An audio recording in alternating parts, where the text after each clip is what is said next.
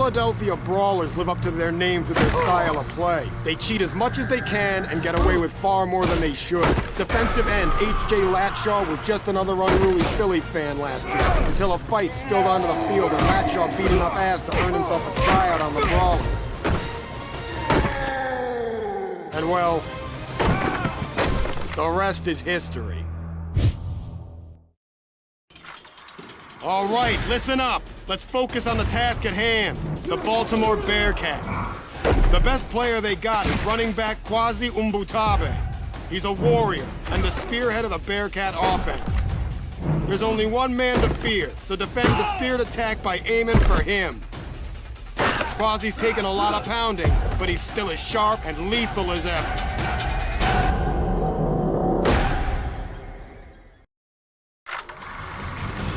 The Houston Rioters have been the Division III punching bag since they joined the league 3 years ago. That might be changing this year since they drafted running back Donnell Sullivan in the first round. The guy's got an effective 1-2 punch, his wicked burst of speed followed by his stiff-arm jab. And he ain't afraid to hit below the belt. So if we want to shut down Houston, we need to knock out Sullivan. The Milwaukee Hounds used to be a bunch of semi-pro misfits.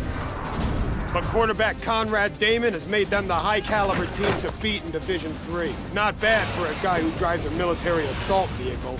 Conrad's got a cannon for an arm, and a damn good receiver corps. Make no mistake, this guy's a deadly bastard. So hit him hard, and hit him often.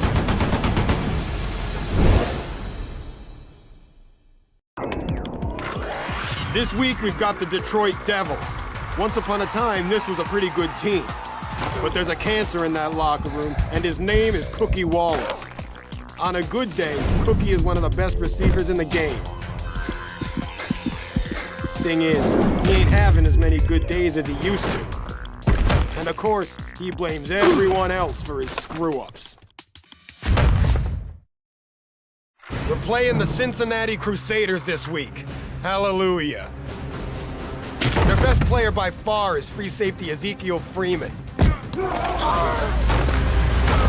Ezekiel could be playing Division I ball, but he claims God told him to be a Crusader. Come Sunday morning, he's reveling in the good book. Sunday afternoon, he raises hell. We play the Cleveland Steamers on Sunday. The best player they've got is wide receiver extraordinaire Henry Cho. Cho was like the bad guy in a Hong Kong action movie. This dude's got Hong Kong action moves off the field, too. Cho's got style. But he has one problem. Half the team is doing his wife. There's a reason we've never beaten the Supermax Prison team. And it's guys like Carl Turpitz that have made that hellhole their home. Turpitz is serving time for 23 counts of aggravated assault.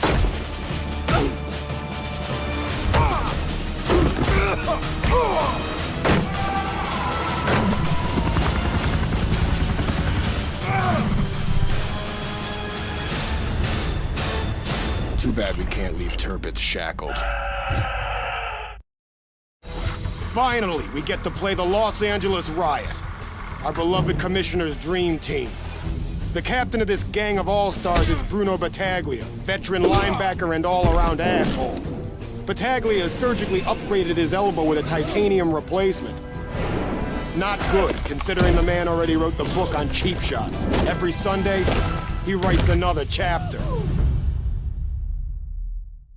I hope your insurance is paid up, because the Kansas City Crossfire let defensive end Tyrell Price out of jail again.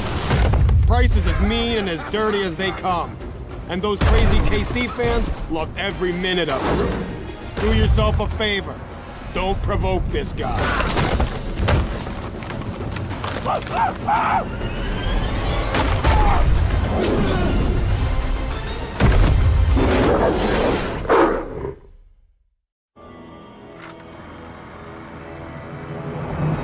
Next Next up, we got the Atlanta 404.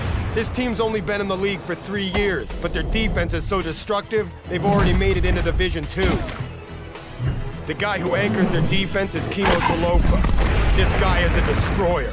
6'5", 340, fast as hell. The son of a bitch's head should be a registered weapon. When he hits you, it's like a wrecking ball. Do yourself a favor, keep a safe distance.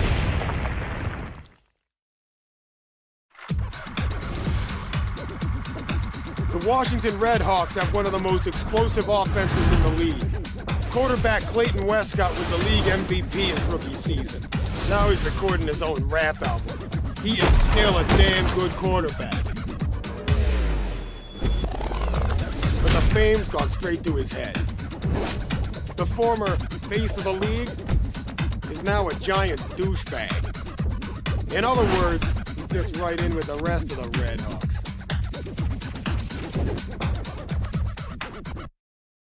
This week, we're taking on the Chicago Marauders. Quarterback Shane Spain is a gladiator in the Windy City.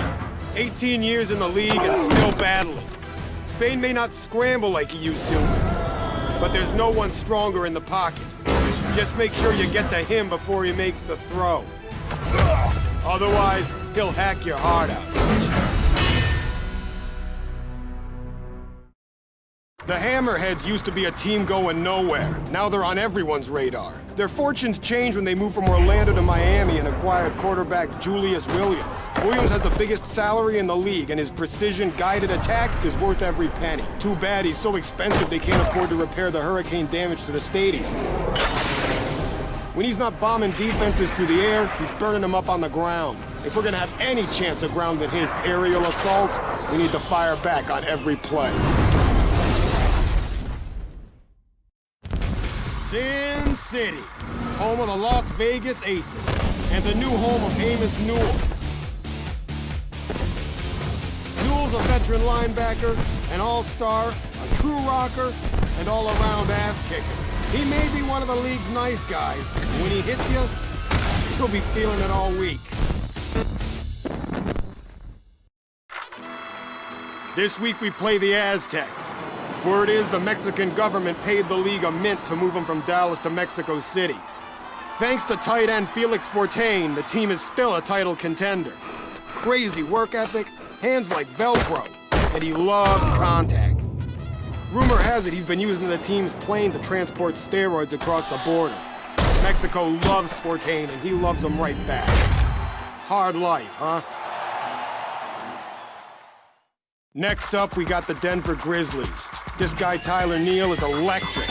He's an undrafted walk-on no one had ever heard of. Well, they all know him now. Neal's one of the fastest runners in the league. Neal plays hard off the field, too. He's making the most of his newfound fame. Hell, he's earned it. This week, we're matched up against Arizona, Division I title contenders with a passing game that's hard to stop. Wide receiver Tito Moss is their #1 bare-bone threat. Little shit's been in the league 10 years now, and he's just as quick and just as dirty. Fortunately for us, their defense can't stop anybody or we'd be screwed. The New York Nightmares linebacker Max Carson is the second coming of Quentin Sands. Freakishly fast, strong, and mean. Off the field, the comparisons to Sands end. Carson keeps to himself. That doesn't necessarily fit the New York Nightmare style. No fast cars or fast women. But the fans aren't complaining.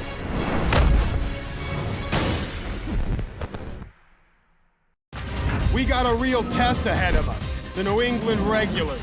It's tough to throw downfield on these guys because of Pack Rat James, the league's premier shutdown corner.